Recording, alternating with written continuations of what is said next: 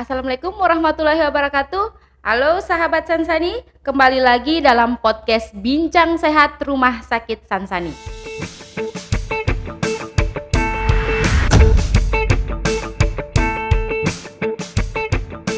Seperti biasa saya nggak sendiri sahabat Sansani. Minggu lalu saya bersama satu-satunya dokter gigi yang paling ganteng di Rumah Sakit Sansani. Kali ini saya membawa satu-satunya dokter yang paling cantik di spesialis penyakit kebidanan dan kandungan. Kita sambut Dr. Putri Whitney, spesialis penyakit kebidanan dan kandungan. Terima kasih. Baik dok, silakan memperkenalkan diri dok. Baik, halo sahabat Sansani, saya Dr. Putri Whitney, spesialis penyakit kebidanan dan kandungan. Alhamdulillah sampai saat ini saya masih satu-satunya dokter perempuan di kebidanan dan kandungan di Rumah Sakit Sansani. Ikonnya Opjin sekarang di Rumah Sakit Sansani teman-teman. Terima kasih. Baik dok, topik kita pagi ini adalah tentang persalinan normal atau sesar. Baik dok, yang pertama saya mau tanyakan adalah dok, apa itu pengertian dari melahirkan normal dan sesar, biar teman-teman sahabat Sansani ini nggak bingung apa sih perbedaan antara melahirkan normal dan sesar dok. Oke, baik, terima kasih. Tentu bagi moms atau bunda yang saat ini sedang menunggu due date-nya atau sebentar lagi mau lahiran pasti bingung atau deg-degan. Dia mau lahiran normal nih atau lahiran sesar. Jadi dua-duanya sebenarnya sama bagusnya dan semua tergantung akan kondisi mom dan bunda sekalian. Persalinan normal sendiri itu dari pengertiannya adalah persalinan secara normal melalui jalan lahir atau vagina, atau yang sering disebut adalah persalinan secara pervaginam. Sementara kalau persalinan secara operasi seksio sesaria atau yang lebih dikenal dengan persalinan sesar, itu adalah persalinan yang dibuat dengan cara membuat luka sayatan di bagian perut atau yang lebih dikenal dengan persalinan perabdominam. Oke, baik, bunda dan mams di mana saja berada itu perbedaan dari persalinan normal dan secara sesar ya dok ya. Jadi bisa kita tahu bahwa persalinan normal itu persalinan yang spontan melalui pervaginam. Kalau persalinan sesar adalah dibuat sayatan atau luka teman-teman, luka di bagian perut untuk mengeluarkan si baby tersebut. Betul. Baik dok, kapan sih dok seseorang itu atau seorang mams itu bisa melahirkan normal, terus kapan dia bisa dokter memprediksi dia untuk melahirkan secara sesar dok? Baik, untuk persalinan itu sendiri sebenarnya ada beberapa syarat untuk persalinan normal. Pertama, ada kami kenal dengan sebutan 3P. 3P sendiri adalah satu passenger. Passenger itu adalah maksudnya penumpang dari ibunya sendiri, yaitu yang dimaksud adalah bayinya. Dari bayi kita menentukan satu letak dari posisi bayi sendiri. Untuk persalinan normal seharusnya letak bayi itu adalah letak kepala. Dan karena itulah yang paling normalnya. Kemudian besar ditentukan juga dari besar bayinya. Berat badan janin ya dok. betul, berat badan dari janinnya. Berat badan yang ideal untuk dilahirkan secara normal adalah berkisar antara 2.500 gram atau 2,5 kilo sampai dengan 4.000 gram atau 4 kilo. Ya. Sudah pernah ada diteliti rata-rata orang Indonesia itu kelahiran itu secara normal di antara 3.250 gram atau sekitar 3,2 kilo. Ya. Oke, itu 3P kita baru 1P Ya, ya dok ya, baik. passenger. P yang kedua dok? Kita lanjut ke P kedua yaitu passage. Passage yang dimaksud adalah jalan lahirnya sendiri dari ibunya. Tentu ditentukan oleh dari dari besar panggul ibunya. Apakah memadai untuk melahirkan dengan bayi. Jadi harus ada kesesuaian antara bayi dan jalan lahirnya. Karena misalnya kalau pintunya 2 meter, terus yang mau lewat 4 meter, mentok nanti jadinya. Jadi nggak bisa, iya betul, nggak bisa dia keluar. Kemudian pintu yang harus dilewatkan itu ada 3 pintu sebenarnya. Jadi ada pintu mams. Iya, ada pintu atas panggul, kemudian pintu tengah panggul, dan pintu bawah panggul.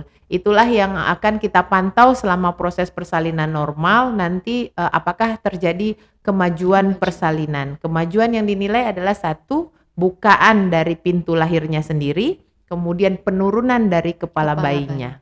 Itu dia. Oke. Berarti itu P yang kedua ya teman-teman, Oke. sahabat Sansani. P yang ketiga dok, Yang P ketiga adalah dari power ibunya sendiri. power alias kekuatan. Iya, power-nya itu, harus dilihat apakah ibunya kuat atau tidak. Terkadang, karena semakin naik kemajuan persalinannya atau bukaan pintunya sendiri, tentu akan menyebabkan sakit yang, bertambah atau kita kenal disebut dengan kontraksi. Idealnya kontraksi itu dimulai dari 2 kali dalam 10 menit, lamanya lebih kurang 25 detik, yang semakin lama akan semakin meningkat sampai maksimalnya 4 kali dalam 10 menit, kemudian lamanya itu berkisar antara sekitar 45 detik. 45 detik. Ya. Baik itu sahabat Sansani, Bunda, Mams di mana saja berada, untuk melahirkan normal kita harus bisa melewati 3 ya. Iya, 3 P itu. Passenger atau penumpang atau si bayi. Yang Iya. kedua passage itu jalan lahir. Iya. Ingat 3 pintu, Mams. Kita ini wanita luar biasa Iya, ya. betul Ya, Dok, ya. sekali. 3 pintu yang harus dilewati sampai kita melahirkan kita melahirkan seorang bayi. Iya, Masa betul. depan untuk penerus-penerus di muka bumi ini. Iya, betul. Terus yang ketiga adalah power, kekuatan teman-teman. Jadi mams-mams yang sedang hamil atau sedang menunggu persalinan, tolong persiapkan kekuatan untuk kekuatan mengedan ya dok ya. Betul. Karena butuh kekuatan yang lebih banyak, karena seperti dokter jelaskan tadi, nyeri yang dirasakan semakin besar pembukaan semakin nyeri. Iya, Itu betul. yang dicari ya dok ya. Iya, Kalau betul. nggak nyeri, agak Nggak susah turun tuh, nggak kepalanya turun dan- kepalanya tuh. Iya, betul. Baik, itu tanda-tanda untuk kita tahu dia mau melahirkan normal. Iya. Berarti harus 3. Ya, selain itu ada lagi, Ada lagi, misalnya kita lihat dari kondisi ibunya sendiri, seperti misalnya penyakit-penyakit metabolik yang dialami oleh ibu.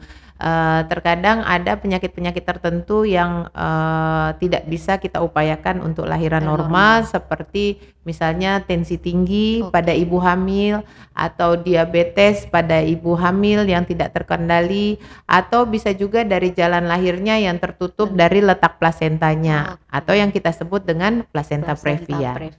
Ya, itu beberapa sumber yang dokter jelaskan biar teman-teman yang sedang menunggu kelahiran biar lancar bisa melahirkan normal ya dok. Betul, Ya. Kalau iya. sesar dok, Kalau misalnya sesar, ya jawabannya kalau misalnya tidak bisa lahir bisa normal, sesar. mau tidak mau harus sesar. Atau ada beberapa kondisi yang mungkin beberapa orang menentukan keinginan dia untuk memutuskan langsung sesar. Mungkin ada beberapa orang yang memilih maunya tanggal tertentu, misalnya tanggal cantik misalnya, atau kemudian dia merasa tidak mampu akan kekuatannya, atau memang ya berdasarkan penyakit-penyakit itu tadi. Berarti bisa dari indikasi memang Ya, nggak bisa normal, memang betul. itu daripada mengancam, kan ada 2 nyawa Ya, kan, Dok. betul. Daripada mengancam, kita tujuannya untuk menyelamatkan keduanya, berarti lebih baik sesar saja. Betul. Tetapi mams di mana saja berada, kelahiran secara normal dan sesar tidak mengurangi kesempurnaan kita Betul. sebagai seorang ibu. Betul, ya. betul. Ya, Bu, ya. Ya, jadi memang harus diingat apapun cara persalinan, baik itu secara normal ataupun secara sesar, tujuan kita di balik itu adalah ingin ibu yang sehat dan janin yang sehat. Mam tetap wanita seutuhnya dan wanita yang sempurna apapun prosesnya. Ya. Baik dok, ini saya mau tanya lagi dok, apa sih kelebihan dan kekurangan dari kita melahirkan secara normal dan melahirkan secara sesar atau operasi? Oke, baik. Jadi kalau misalnya untuk persalinan normal sendiri, kelebihannya tentu saja prosesnya akan di balik prosesnya yang sulit itu, atau misalnya ada nyeri, dia akan mengalami proses penyembuhan yang lebih cepat. Kemudian karena proses penyembuhan yang lebih cepat, proses perawatan di rumah sakit tentu akan lebih sebentar. Biasanya bila tidak ada komplikasi atau penyulit di balik itu, dalam 1 kali 24 jam insya Allah mam semua sudah bisa dipulangkan ke rumah, beristirahat lanjut di rumah. Terus kemudian untuk proses misalnya ingin hamil anak selanjutnya atau berikutnya biasanya lebih cepat. Karena semua sudah terjadi secara fisiologis atau normal. Itu dia. Terus untuk yang SC dok? Ya, tentu ada kelebihan dan kekurangannya. Iya, SC betul. itu sesar itu enggak melulu kekurangan, pasti Iya, ada betul. kelebihannya. Ada kelebihannya. Sementara kalau misalnya sesar kelebihannya adalah sampai saat ini tentu misalnya dia tidak ada mengalami nyeri. Karena pasien-pasien tentu akan dilakukan pembiusan selama prosesnya, terus kemudian biasanya prosesnya akan lebih cepat. Kemudian setelah itu apalagi sekarang sudah ada yang namanya metode ERAX itu ya, lagi gembar-gembornya kayak Nagita tuh. Nagita sama Paula Nagita, iya, betul. Oke, jadi itu biasanya nyeri jauh bisa ditekan. Iya, itu dia kelebihannya. Jadi habis metode ERAX bisa langsung TikTokan. Iya, betul sekali. Oke dok, ini mungkin bagi para moms dan bunda sahabat Sansan di luar sana mungkin yang lagi menunggu kelahiran babynya, bisa dokter berikan tips-tips untuk para moms dan bunda biar persalinannya lancar. Kalau misalnya untuk persalinannya sendiri, sebenarnya yang paling menentukan adalah tentu Allah Subhanahu wa Ta'ala ya. Jadi tips paling utama adalah jangan lupa berdoa. Sholat jangan ditinggalkan. Berdoa sama Allah semoga mudah-mudahan diberi kesempatan bisa melanjutkan persalinan normal dan diberi kekuatan misalnya kalau memang harus dilahirkan secara normal, itu yang paling pertama. Kemudian yang kedua adalah tentu dukungan dari suami atau misalnya dari keluarga sekitarnya, terutama orang tua atau misalnya saudara-saudara. Kemudian tentu dari physically momnya selama kehamilan jangan lupa untuk kontrol teratur ke dokter spesialis, dilakukan antenatal care. Karena kita harus tahu kondisi apa dan bagaimana moms dan bunda pada saat ini. Kondisi yang terbaik untuk pada saat persalinan bagaimana itu bisa didiskusikan dengan dokter spesialisnya. Tentunya dokter ahli ya, dokter spesialis penyakit kebidanan dan kandungan. Bukan ke dukun, bukan ke tukang urut. Iya, betul sekali. Terus kemudian jangan lupa tentu gizi dari mamsnya dan bundanya karena itu tadi jangan lupa ada syarat P yang power tadi. Power bisa didapatkan dari makanan, dukungan dari keluarga. Iya, betul. Satu lagi tips dari saya dok. Iya, boleh. Bagi yang ibu hamil jangan nonton layangan putus. Nanti malah stres duluan ya. Udah stres tuh, jangan nonton layangan putus. Nanti bawaannya nangis mulu nanti. Emosi dong. Iya, betul. Persiapan untuk ibu yang ingin melahirkan. Bisa mungkin dilakukan seperti prenatal yoga, untuk melatih otot-otot panggul seperti itu. Terus kemudian jangan lupa ya itu tadi sih kesiapan fisik, mental dan rohani. Rohani itu yang paling penting mams sahabat Sansani, kesiapan fisik, mental dan rohani. Ya, betul. Baik teman-teman sahabat Sansani dimanapun Anda berada, tadi mungkin sudah kita dengarkan penjelasan secara singkat dari Dr. Putri Witnis, spesialis penyakit kebidanan dan kandungan yang tentang kita bisa memilih mau lahiran secara normal atau sesar. Kelebihan, kekurangan, bahkan tips-tips sudah diberikan oleh dokter ya. Intinya yang utama adalah antenatal care, pemeriksaan kehamilan yang secara teratur. Dalam siklus persalinan itu minimal 4 kali ya dok ya? Iya, minimal 1 kali di trimester pertama yaitu usia kandungan 1-3 bulan, 1 kali di trimester kedua usia 4-6 bulan, dan 2 kali di usia kandungan trimester 3 itu usia kehamilannya 7-9 bulan. Itu penting dilakukan USG agar apa? Yang tadi 3P, passage, passenger, dan power. Kita bisa melihat janin di dalam kandungan itu posisinya benar, sudah kepala di bawah atau belum, itu untuk menentukan dia persalinan normal atau tidak ya dok ya. Betul. Baik teman-teman, jangan lupa juga nutrisi yang baik, dukungan dari keluarga itu sangat penting, dan jangan lupa yang dokter Putri sampaikan adalah kita harus berdoa kepada Allah Subhanahu wa taala untuk persalinan selalu dilancarkan oleh Allah Subhanahu wa taala. Amin. Baik dok, terima kasih untuk podcast hari ini dok, podcast Bincang Sehat Rumah Sakit Sansani. Berikut saya juga ada mau memperkenalkan di Rumah Sakit Sansani untuk bagi para ibu-ibu, mams, bunda yang sedang hamil bisa lakukan yoga prenatal ya dok ya. Yoga prenatal di Rumah Sakit Sansani bisa dilihat di sini. Selain yoga prenatal, Rumah Sakit Sansani juga ada metode ERAX. Metode ERAX adalah metode melahirkan secara sesar dengan cara meminimalisir nyeri. Jadi hari ini kita operasi ERAX, besok udah bisa tiktokan. Bisa dilihat di sini.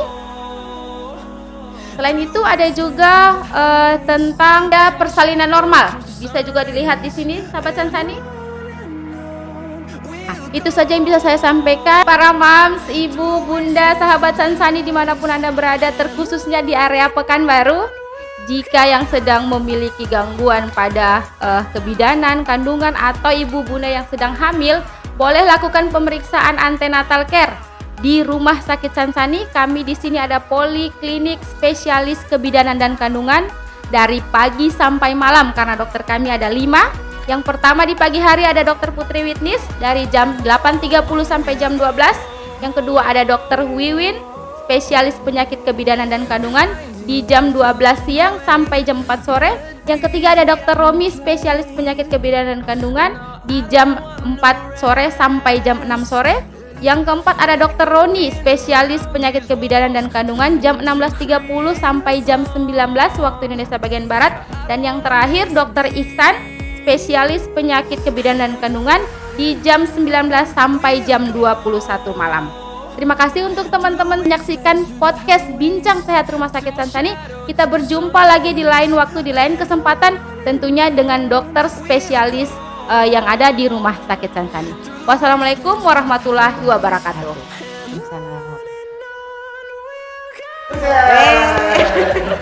Melayani dengan ikhlas dan santun.